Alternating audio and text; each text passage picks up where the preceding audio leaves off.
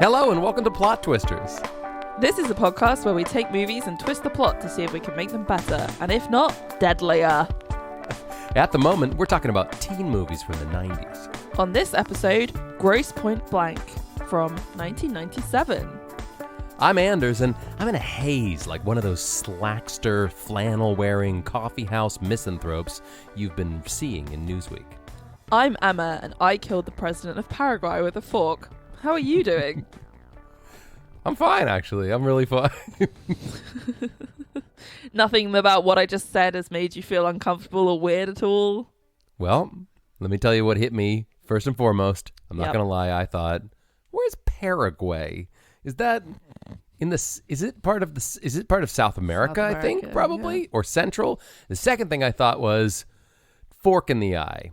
Did you do it in the? Did it because the fork was it a fork to the eye? Would you like to discuss this in detail? No. No, I didn't think so. No. No, I'm fine. I'm fine knowing that it happened and that it has happened. Hey, so Grosse Pointe Blank. Have you ever seen this movie before? Nope. I had heard of it though. I had heard of it before, unusually, and I've heard good things about it. How about you? I've seen it a bunch of times. This is one of my. Of course you have. Of course I had. You love it. It's your whole deal. It's my whole deal. But for folks who haven't seen Grosse Pointe Blank before, I think it's my turn to give a rundown. You want me to give the rundown? Run it down like a hitman. Like a hitman, I'm gonna run it down. Here I come. Better get out of my way, but don't get out of my beep, way. Beep beep. Slam dunk. This is a movie about a hit. It's a movie about a guy who's a hitman. He's a professional hitman, who apparently is 28 years old. Although that felt really unbelievable to me. Yeah. No, he didn't seem. No. But no, it's really good. It's a good movie. You haven't seen it. I think it's actually like a legitimately good movie, and I really enjoyed it when I saw it at the first time, and I enjoyed watching it for the podcast because I really like John Cusack a lot, and I enjoyed seeing John Cusack in a John Cusack movie, and it's a very John Cusack movie because like his sister is there, and Jeremy Piven is there. Sisters? Ooh. Does John Cusack have more than one sister? I know of Joan Cusack. Oh. What? Wait. Anne Cusack. Huh? Who? The other Cusack? The lesser known Cusack. Yeah. Secret Cusack. She's in loads of stuff. I'm on her page. She's in loads of stuff. Oh my goodness. It's a whole dynasty. They're like the Murrays. They're like the Wilsons, if you will. Yeah. So, but it felt very, it's very John Cusack. One more thing. There's actually 5 Cusacks in total. That's insane. Susie Cusack as well. That's too much. She's in some films. Bill Cusack. That's more Cusacks than we need. It's okay? Lots of Cusacks. I'm going to be honest with you, Emma. We only really needed 2. I'll give you 2. We needed John and Joan. Hey, Cusacks. It's too many of you. Cool it now, right? Cool it now. You got to lose your Cusack. So that's a movie. It's a movie about John Cusack, he's a guy who's a professional killer, who's kind of down in the dumps and not really enjoying his job very much. Yeah. Because he's really worried about.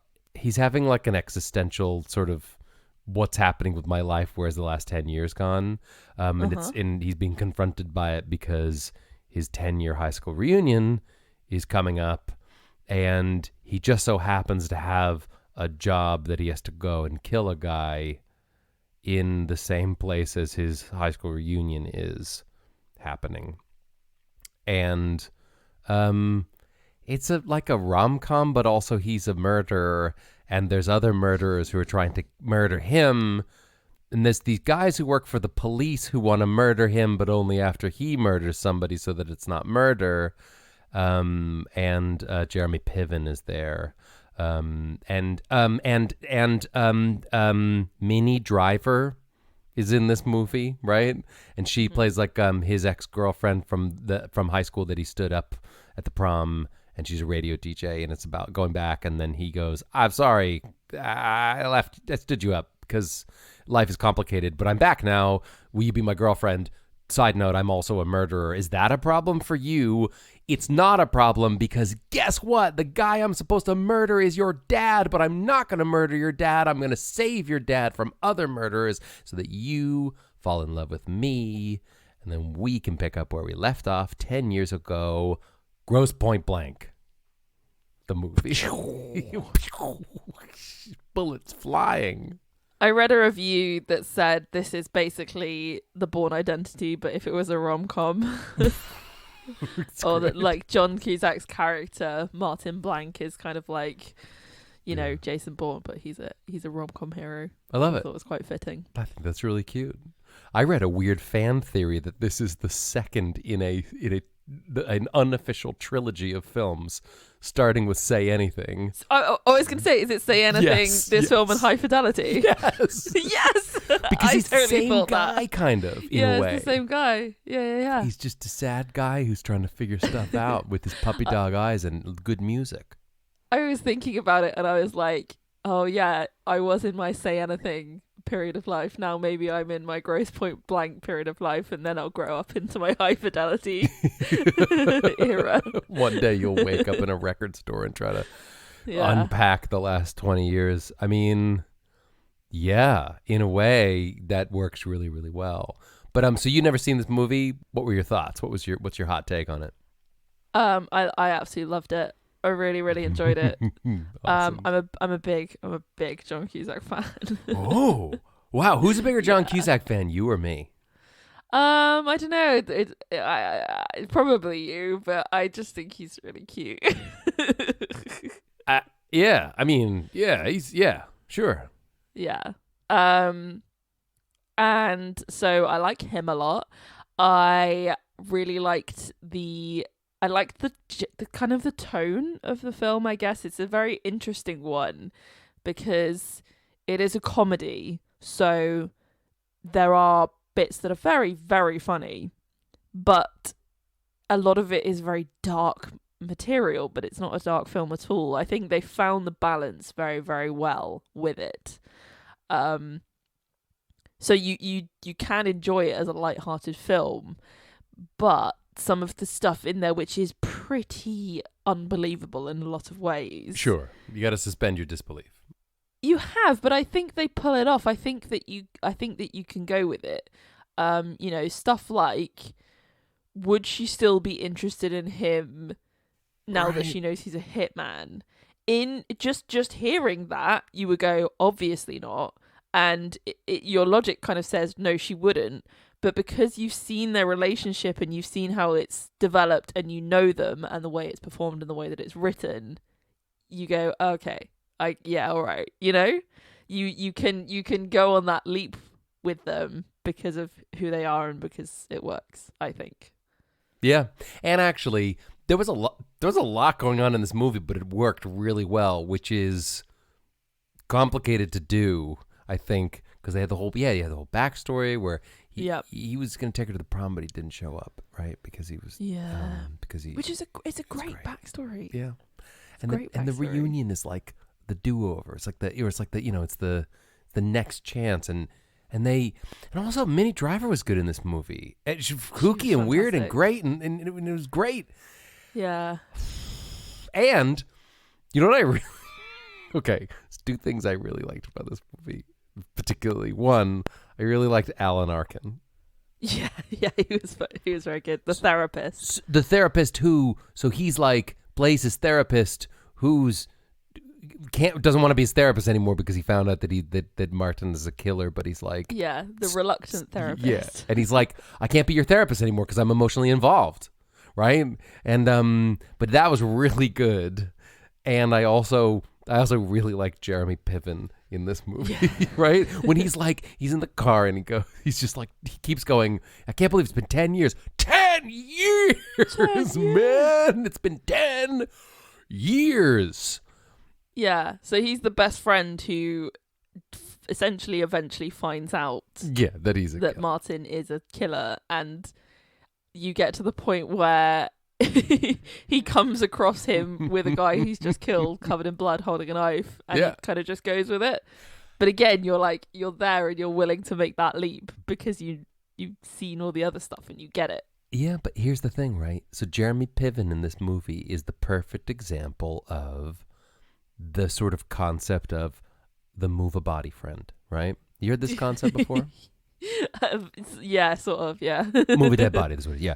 So like we all hopefully do have at least that one friend where if you had to move a dead body, right, you would call them, okay? I'm not going to say my move a body friend on the podcast because that's a weird thing to say out loud. But between you and me, I have a friend who I think would be the person I wouldn't even think I would call him. Do you have one of them? Can I be really honest with you? Yeah. About something? Sure. You are the last person I would call if I had to move a dead body. Because you'd just freak out. You'd freak out and you'd be like, oh my God, no, what is this? I wouldn't handle it well. That's fair. That's super fair. I'm only saying that because I respect you. I wouldn't say that to your face if I didn't. But hey, also, I mean, like, what, I'd get worried about all the blood everywhere probably, and it would really freak me out. I just worry you wouldn't recover. I wouldn't recover. And I don't know what to do with a body. I know people, for sure. And, not to, I don't want to talk. This is a movie about killing people, and I don't want to do this. I don't want to talk about that part because it's all very, that's not, that makes it, what's fun is real, and then it makes it real, and then it's not fun. However, it's nice to have friends that even if you haven't seen them in a decade, you could pick up right where you left off. You can have a really good, nice connection, and they'll do anything for you, and you'll probably do anything for them. That's the gold at the end of the rainbow of friendship. Am I wrong? Most people wouldn't do that. Most people would pretend that they didn't remember me walking down the street, okay? That's not good. It's a good movie idea, isn't it?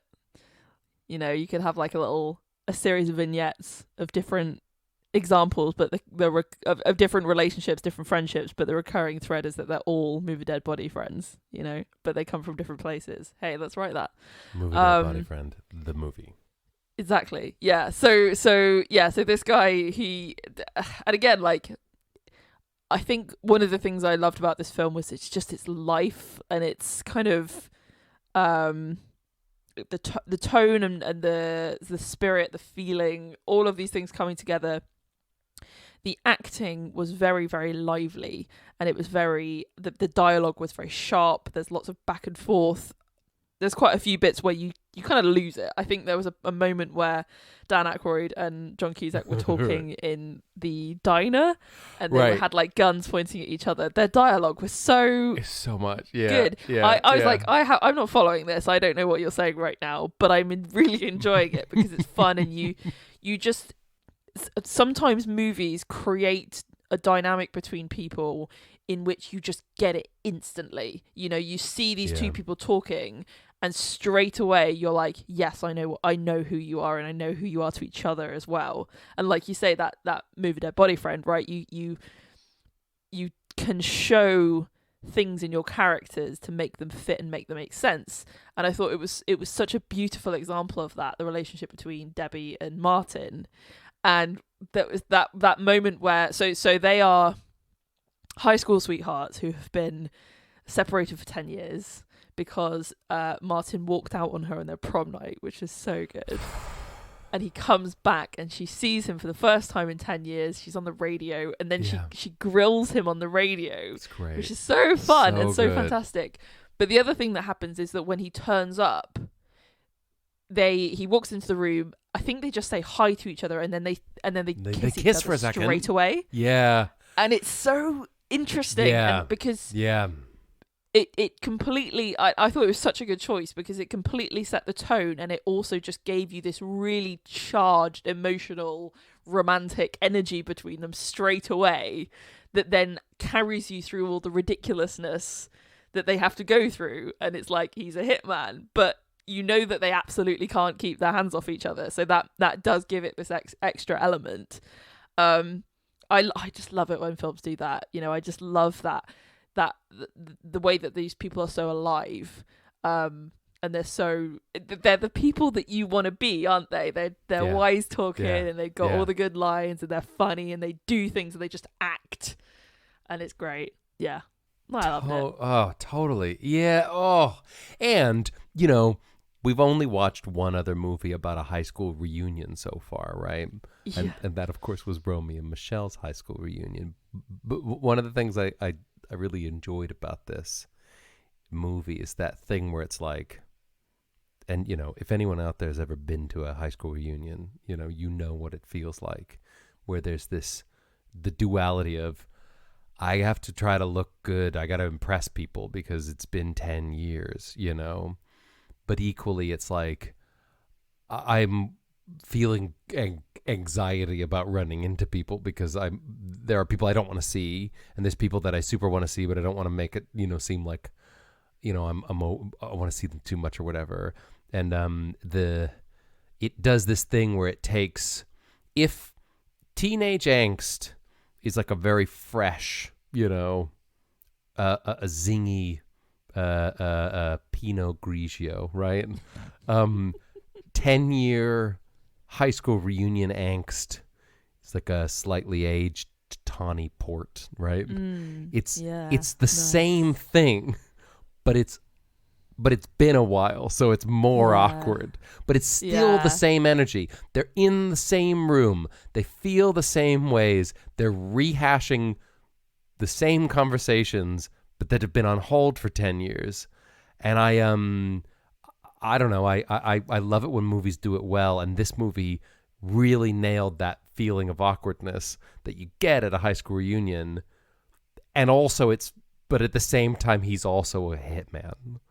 You know, and I think what worked, you know, if you haven't seen it, it's like, this movie's great because it's a great high school reunion movie, and he's also a hitman. It's a great rom-com, but he's also a hitman. It's a great, like, wacky, weird comedy, and he's also a hitman, and it's so awesome because it does all these things at the same time, and I, you know, how do you do that? Yeah.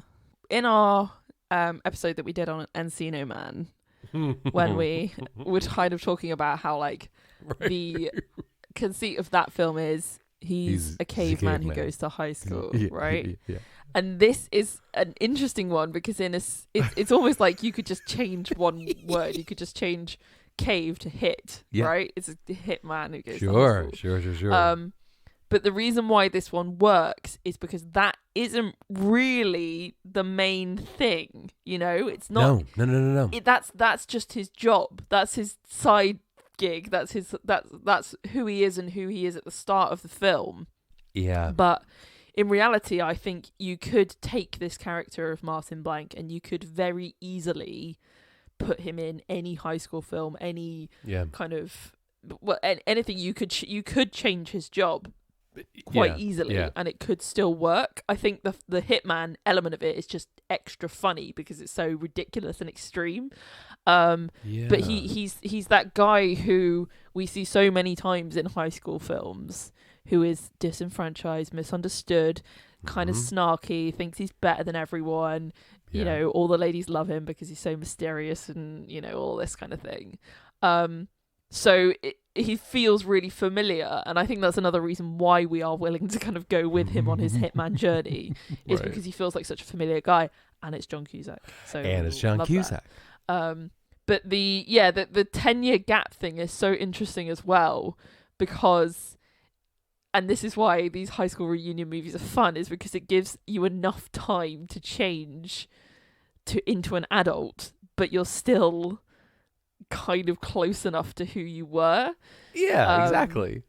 And so, like, seeing Martin and Debbie completely, like, go back to who they were, and they go to her old bedroom and they act goofy like they were when they were kids. It's just really adorable and it's just so fun. I loved it.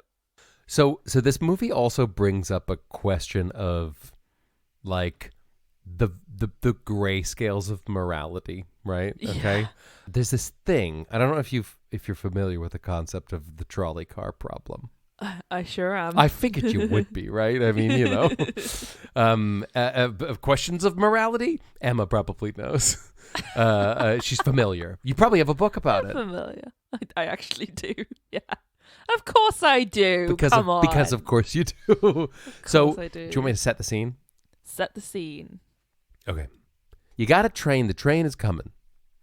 And you're stood in front of this lever, and you realize that this train is just on its way. Nonstop. It's going to hit a group of 3 people. They're stood on the tracks. They're workers on the tracks, right? Uh-huh. If you don't do anything, that train is gonna. If you don't pull the lever, the train is gonna hit 3 people, and they'll be killed by the train. But if you pull the lever, the train will shift tracks, and it will run into 1 person instead of 3 people. But ultimately, no matter what you do, 3 people will die or 1 people will die. One people will die. 1 person will die. 1 people, yeah. We are 1 people, right? 3 are 1. And so the question is to people, and I'll let you just think on that for a second. Would you pull the lever and kill 1 person versus doing nothing and letting 3 people die? Most people go, oh yeah, well, I'll pull the lever, right? Yeah. Uh-huh. You kill one person is better than 3 people, right? Mm. But then it's like, well, where does the sliding scale start? So, because then the next question is, it's not a lever, but you're on a bridge, and the train's coming, and it's going to hit 3 people, but there just happens to be some guy sat on the bridge, and if you push the guy over the bridge, he'll stop the train. Yeah. Same thing. 3 people or 1 person. What would you do, right? What would you do, Emma? What would I do? Yeah. The interesting thing about the trolley problem is that there's a couple of elements that come into it. One of them is accountability, right? So if you're the person pulling the lever, you've then have to deal with the accountability of the fact that you were involved. And is there implicated accountability if you don't do anything? So the question being, is not doing anything a moral choice? Right? Yeah. And I think a lot of people would say that it isn't. I think a lot of people say, well, if I didn't do anything, that doesn't have any moral value. I just didn't do anything. Yeah. I would say doing nothing is just as much of a moral choice as doing something. And I think that it's a very big problem in society that a lot of people think that it's okay to say, I can't do anything about that. Right? Yeah. So the other thing that comes into it then, you've got not only do you have to then make a decision, but does the essentially ability does the power rest with you to make that choice? As in, let's say you could slow down time and you asked all of the 4 people involved what they wanted. Oh no, don't humanize those people. No. Right? So like if I went up to the 3 people and I said, what do you want me to do? So that's like the agency element of it as well. So like why am I making the choice? And then there's this other element to it, which is what's the total impact caused by the amount of people who end up getting squished by a trolley. So like, 3 of them say, I don't know, have reached the end of their lives and have had long, full, happy lives, and if I asked them, they'd say, oh yeah, you should save that one guy because he's like a doctor and has got the cure for cancer or whatever. Sure. Right? So there's that kind of like, is there inherent equal value to all human life, or is it different? All of these kind of things. And there's different schools of thought in ethics about this. The one that I find myself most often aligning with is like utilitarianism. So kind of like the greatest good for the greatest number. But, the John Stuart Mill version, which is essentially the most amount of good impacted onto society is the right thing to do. So basically, what I'm saying is that I would pull the lever. But what if those 3 people are all bad people and you didn't know, right? But that's the accountability thing again, isn't it? That's why do I get to decide? I could say, oh, well, if I don't do anything, then that's me making a moral choice. But I also say, well, why am I the person put in charge of doing this just because I'm there? You were just there. You're not in charge. You were an accidental hero. I think whatever you do in that scenario will be morally bad. I don't think you can win. I think it's a fallacy. I think we need to cancel the trolley problem. I think you're probably right. There is no outcome from that scenario which is good, you know? I think human life is always valuable, regardless of who you are. I think it is always valuable. So making any decision which results in loss of human life is always going to have moral badness tied up in it. Is that enough of a coherent answer for you? The reason I asked about that, though, is there's that weird thing. In this movie, you have these FBI guys who are waiting for John Cusack to do a bad thing so that they can then do a bad thing. Oh, that's so right? Good. Yeah. That conversation they have in the car. They have this conversation in the car where he's like, hang on. If we kill him, we're bad guys. But if he kills that guy and then we kill him, we're the good guys. But it's the same thing. And I found that whole thing to be really interesting. Yeah. So we stop a bad thing happening, we're the good guys. We stop somebody else doing a bad thing. Right. If we let the other person do the bad thing and then stop it, are we still good? Morality is difficult. Yeah. Here's what I think about morality.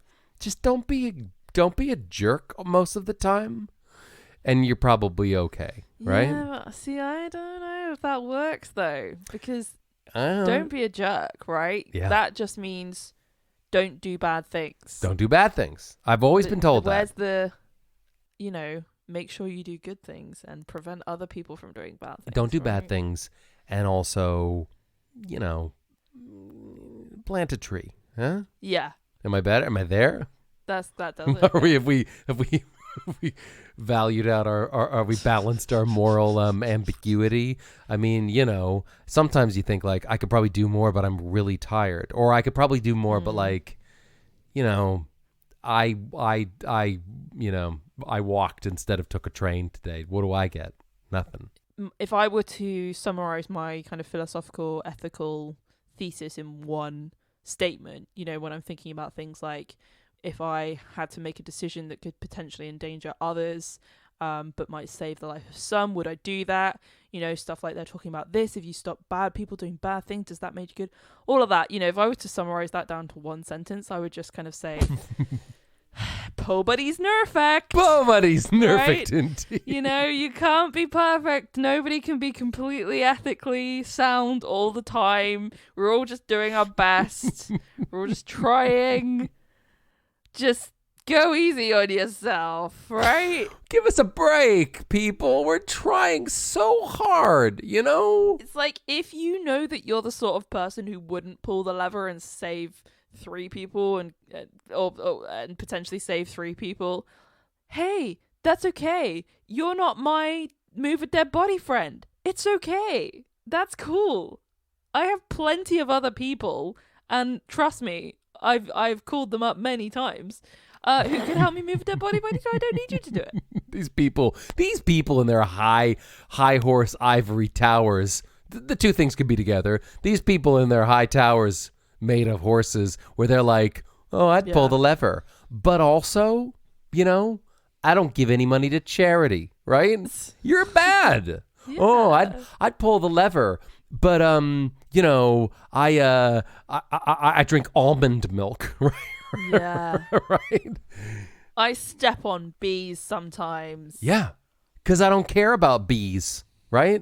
I think I should take the spider outside, but I'm just gonna kill it. Just gonna kill it instead, right? Is there any way that they can all die? Yeah. I'd let the train keep going, and then I'd shoot the other guy. You'd push the other guy into the group of 3. Yeah, and then I'd shoot the train driver. And then I'd go and have a long walk and a burrito, because morality. Am I right? Let's get on that morality train. Hey, Anders. Hey. How's it going? Super good, as always. I have a question for you. When was the last time you rated a podcast? Well, I'll be honest with you. I've never done it. Is it hard? It's super easy. You should totally give it a go. In fact, why not do it right now? Just head on over to Apple Podcasts and give us a rating, because it's super easy and super fun. Well, it's not. I don't know if it's fun. It's if you could, that would be great. Thanks. I'm doing it right now. Whoa! Hey, leaving reviews is the most fun thing ever. See, Forget told roller you. coasters. Review our podcast.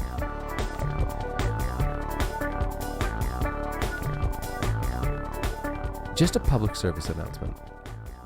We're not killers, right? Hi. Hey, everyone. Hey, folks. Welcome to the podcast. We're not killers. Hey, friends. We don't kill people. Hey, buds. No. Right? I'm not going to do it. We don't even pull the trigger because we don't have a trigger. We're not killers. Can we get some merch, which is a T-shirt that says "I don't kill people, I just kill time"? I'm not an assassin, but I am an ass. Something about no, because it's an ass. Because the word I'm ass not is an assassin, but I am an ass. yeah, ass. Huh? That's Yeah. fun. Yeah, It would be love just that. be like it'd be a shirt on the front that says "I'm not an assassin, but I am ...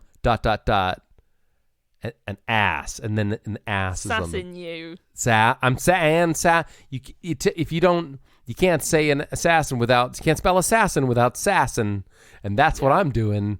We're here to sass. We'll iron it out with the embroiders. Yeah, it's gonna take some time because of all the stitch gonna- work. We're not yeah. assassins, but we are sassing around tonight. Yeah. And then tonight it glows in the dark for some reason. Because Not this. not this. We've done clothes before, haven't we? Ding dong. Yeah, okay. This movie was good. I love John Cusack. Minnie Driver was great. All the acting was very good. Everyone should watch this film because it's really good fun. Go watch it. Or they could watch in their minds our twisted version. Ooh, twisted. Come on, baby, and do the John Cusack movie differently. How do you want to, what should we do to, this movie was good. How do we make it different, but also still good? Could we change his job? I like that. We could maybe just like spitball a few different versions in which he has different jobs. How does Sure, that sound? I like it. Okay. All right. First job is drum roll. Oh, he drives a Zamboni. He's like a Zamboni driver. I don't know what that is. It's that thing that cleans the ice for the next skater. Oh, It's called a Zamboni. a Zamboni. Yeah. Okay. So I love maybe, that. right? He's a Zamboni driver. He's a Zamboni driver. Sorry. How the hell did that come out of your brain? He's a Zamboni. I thought you were going to say like milkman.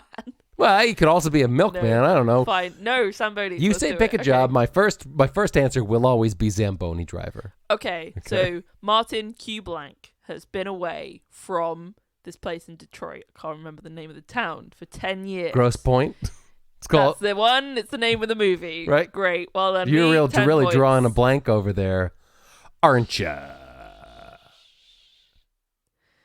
He comes back. Debbie's all hyped up about it. Mm-hmm. She says, "Hey, Martin, what have you been doing for 10 years?" And he goes, I've been on that I've been smoothing the ice. Been on the rocks. Literally. I'm a Zamboni driver. how come you didn't come back for 10 years? Because you're ashamed of being a Zamboni driver or something? Look, it's complicated. It's complicated. Is it hot in here? Right? Because he likes cold temperatures. Because he's so used to being on the ice. I left because I didn't know if we were gonna. I was young, right, and I was confused and I was scared, and so I left.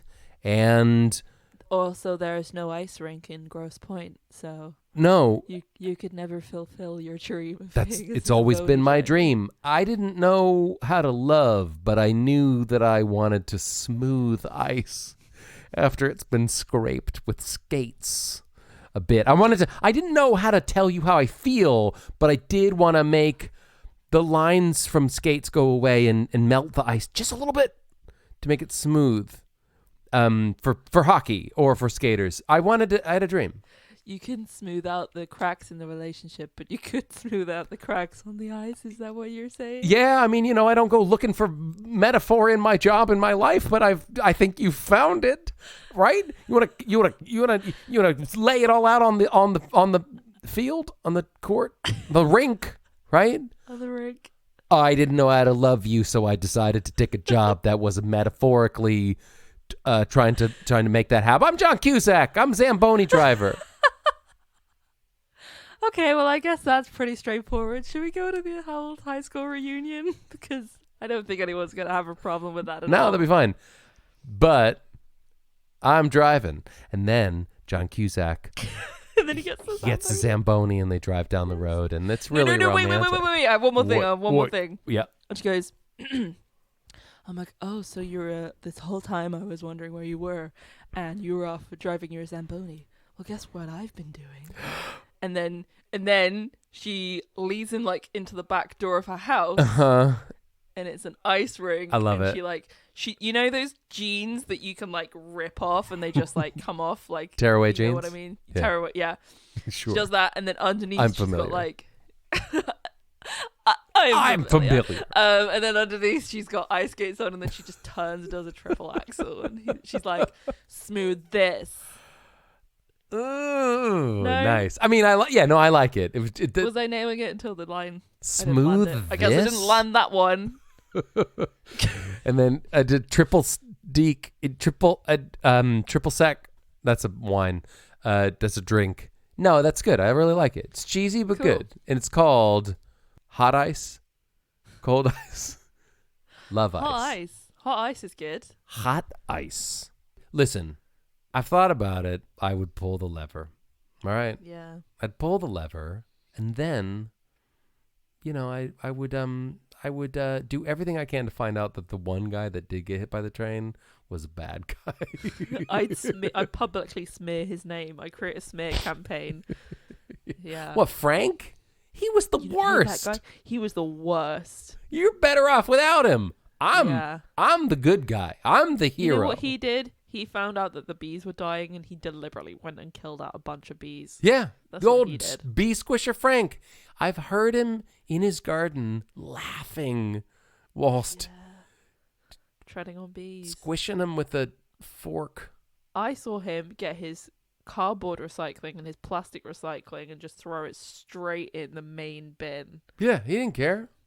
He's the worst. You know what? Actually, he deserved to die. I've actually done a public service here. Yeah. Plus, he was a murderer. Did you know that? That too. Hey, so I would love to know, Emma. Yes.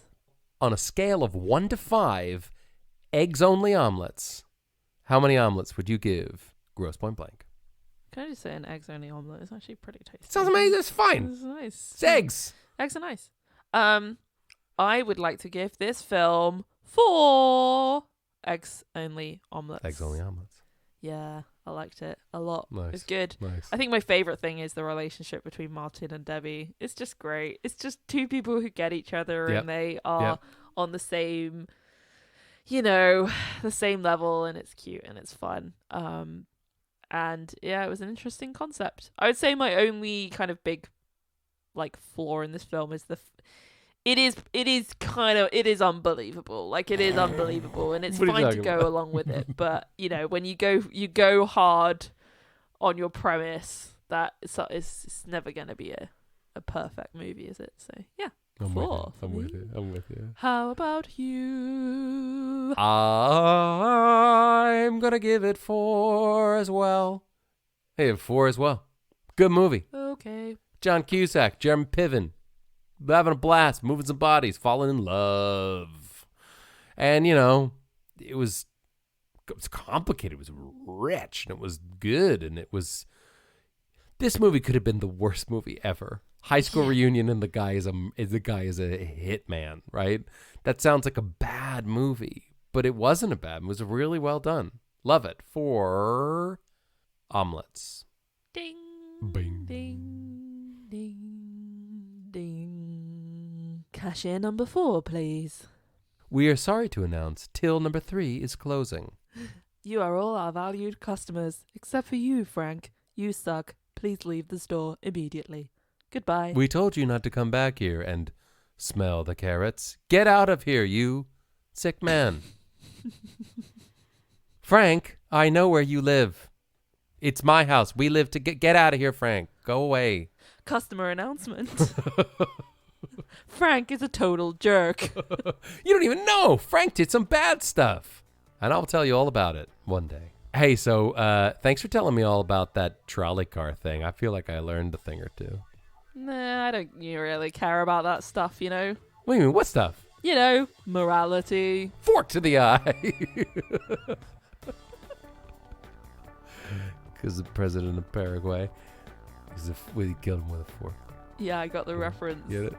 Because of earlier. I did. And you said yeah, it. I got it. And it was from the movie. That thing that I said earlier, I remember saying that. Yeah, so the when thing you said it, I got what you were Yeah. trying to do because I said it. I was making a reference from what you said, Yeah, which was a you reference. referenced the thing that I said, which is a reference to the film that we just talked about. Yeah, exactly. Well, anyway, thanks for listening to this episode of Plot Twisters. Leave us a review on Apple Podcasts if you have the time. We'll see you next time.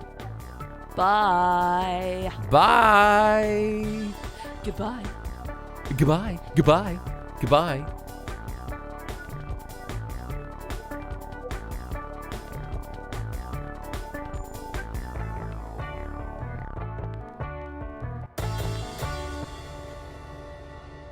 The tills are now closing. We're happy to help you at another till.